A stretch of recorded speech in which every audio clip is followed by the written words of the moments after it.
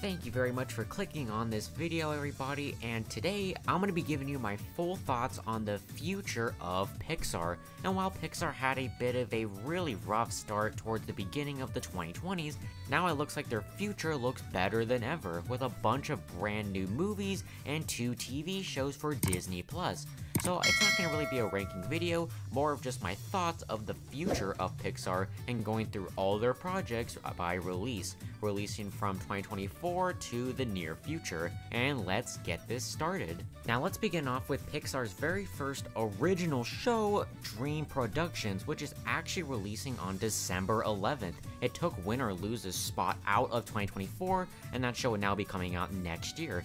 But Dream Productions, when I first heard about it and I heard that it was actually already done when they announced it, I was pretty shocked that they were already going to make a spin-off of Inside Out so early. And I mean, from the trailers, it looks like a really cute and fun time. It's coming out towards the Christmas time, so you already know I'm going to be watching this a bunch of times, hopefully when I get my Disney Plus account back. But I really do like the concept of having this like spin-off story based off in Dream Productions. Not every Inside Out project needs to focus on the core 5 emotions, and heck, even the new emotions are not even in this show, so it's really more about a side story about the characters in Dream Productions. I really hope we get to learn more about how much of an importance this is to Riley, and hopefully we get to see some parts of the old characters, but they're clearly not the main focus of the show. I also really think this show can have some potential to have some really good gag purposes and a lot of really great funny moments in there, and it could be a great show like Cars on the Road or some of Pixar's other short, well, shows kind of, or their mini-series, but I do think this could turn out to be very cute. But out of all the Pixar releases that I'm talking about here, this is probably one that I'm looking forward to the least. Still, I think it's going to be very good, but it only has 4 episodes, so I'm expecting a cute time, but not really anything else. Now next up is another Pixar show, Win or Lose, which was actually, it got its spot taken out in 2024, which still listed as a 2024 show even though it's not coming out till next year. But I do love the concept of Win or Lose. The show is about this football coach, and each episode is focusing on a different character, and I think that could really work very well because Pixar is known for having very rich characters and diving deep into them. Like, let's say Joe Gardner, for example. We really dive deep into his character in Soul, and many of the other characters. Pixar is really great at focusing on so many different characters while also giving them their own time to shine, while also making it feel like not like a huge mess. So the fact that this show has a huge cast and these kids and this big football coach, I think could really work for Pixar, and this sports themed show could really work. I also just love how this show is original, and it's kind of, I mean, is it really shocking that I'm more excited for this than Dream Productions? I mean, I feel like I've waited years for this show to come out. It was announced over 4 years ago, but it's finally coming out now, and from what we've seen in the trailers, it not only looks like a cute time, but I think it'll really bring back the true magic of Pixar that I feel like we've kind of been missing lately. I'm not talking about Inside Out 2, just talking about some of their other projects recently. Now next up is the big one here, and that is Elio, which is coming out in June of 2025, and this is one that I'm very much looking forward to and have been waiting, again, another long time for. They recasted one of the characters of the movie and changed her from the mom to the aunt, and then they changed the director, added 2 more directors, one of them who directed Turning Red, Domi Shi, but I think the concept of the film is absolutely brilliant. So it's about this little kid that gets abducted by aliens, and each of the aliens are actually ambassadors of their own planets. Every single one of them has their own planets that they rule, and they mistake this kid, thinking that he's the ambassador of Earth, and he lies his way out of it and stays with these aliens. And there's a rumor that maybe he actually wanted to be with these aliens in the film. And also the movie is about loneliness, which is pretty relatable to a lot of us. But I think out of all the Pixar originals coming out in the near future, this one has the most potential. I mean, yes, all the aliens are going to sell so many toys at the Disney store, but also like the world building and all the stuff we've seen in the trailers, Pixar is just great at building these large worlds, like again in Soul with the U Seminar and many of the other worlds, because I think that was the truly last great original Pixar film that had the best amount of potential. The best Pixar originals like Soul, or Inside Out, or even Toy Story, or heck, even Cars, all have great world building, and with Elio, it seems to be no different. I also just love the animation style that they're going with. I mean, yeah, you can make fun of the B-mouth style all you want, but I do like how Pixar is going a bit different in the animation style lately, and their next original feature, which we'll talk about in just a little bit, seems to kind of follow that similar pattern. So Elio is a film that I am very much hyped for, and has the most potential to be something that is so wonderful. Now continuing on is the next Pixar original movie is Hoppers, and this is one I'm unfortunately a little iffy about. I mean, like Elemental, it's another story about what if this had feelings. We've done like what if feelings have feelings, what if your soul had feelings, and now we're doing what if a hamster had feelings, and the whole story is about this girl that wants to put her brain inside of a robot beaver, which just sounds so unhinged and weird. And from the trailer that we got at D23, it looks fine, it looks cute, but the backgrounds, it's just a forest and a lab. There's nothing in here that feels ultimately creative. There's nothing really in here that has a lot of potential to be like the next big Pixar classic. I could be wrong because Luca, another Pixar film, was pretty lightweight and didn't have like the most grand and epic settings, and that movie still turned out pretty good. The thing that is turning me around on this though is that the creator of We Bare Bears will be directing this movie, and I've never seen the show, but from what I've heard it's a really good talking animals cartoon, and this is mainly going to have a talking animal, and it's going to be another body swap movie with, again, Soul, which I've actually been comparing a lot lately because I just love that film a lot. So the concept may sound a little weird, and I'm going, I don't know, I have to see some more in order for me to get more excited, but I don't think it's going to turn out bad.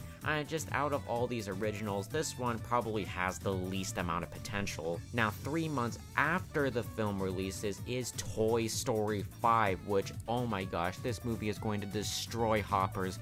And if you do not know, I am actually a massive Toy Story fan. I mean, I'm going to be talking about this movie for quite a long time. It's still have 20 months till the film comes out, but expect so much more from the film. And when it was first announced, I went, why? I thought they were like joking for a second because they just said a Toy Story sequel, and I went, okay, maybe we could do like a spin-off again or something, or no, wait, maybe they wouldn't do that because Lightyear was an absolute dud. But nope, they're going back to Toy Story, and I didn't think it was a good idea, because 3 ended off beautifully, and then 4 also had another great ending. So now you're gonna go back and do another ending, and from the concept art we've seen of the film, they're completely redoing everything they did in Toy Story 4, but I hope they don't decanonize it like they did with something like Cars 2. I really hope they still make Toy Story 4 a canon film. I do like the concept of electronics versus toys. That is really cool, and it cannot believe it took 30 years for us to get there, and 5 films. I know people are joking about Woody's gonna fight Skibidi Toilet, dude. I don't think Pixar even knows what that is. I think they're gonna like use the electronic thing pretty well, but hopefully they don't go with the route like, oh, I don't know, like electronics are so bad, you gotta play with your toys. I would much rather, if they wanted to continue the story from 4, why not just make all the other characters lost toys, so they don't have to continuously go through that cycle of losing their kid and not being played with anymore again and again and again. I mean, the toys would not really like to go through that process so much. And another thing, I really want all of our favorite characters to really have their time to shine. Toy Story 4 barely had characters like Mr. Potato Head, Ham, Rex, Slinky, and many others were just sidelined and were barely in the film, while Woody was in the spotlight, and heck, he wasn't even really with Buzz throughout the whole movie. And I really hope we get more of Buzz and Woody because they're reuniting, and when they come back together, dude, the audience is gonna get very emotional because it's been like over 7 years at this point. But yeah, at first Toy Story 5 sounded like a terrible idea. I went, what are you doing, Pixar? This is just a money grab and you're just trying to make more money because these movies sell so much merchandising and make over $1 billion. But hearing the concept of the film and hearing more details about it make me more warmed up to the project, and of course, more Toy Story, yeah, bring it on, is the highly anticipated Incredibles 3. Now, this has been in the works for I don't even know how long, because the first Incredibles is actually going to turn 20 years old.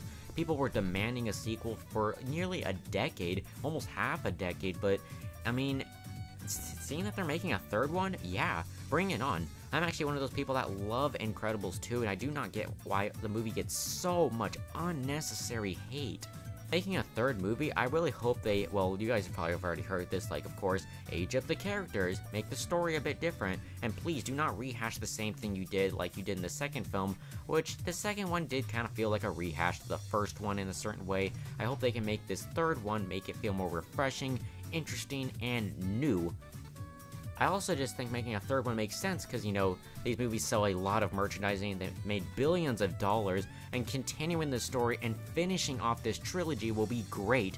I mean, it's still baffling we got a Cars trilogy before we even got an Incredibles trilogy, which Pixar, why?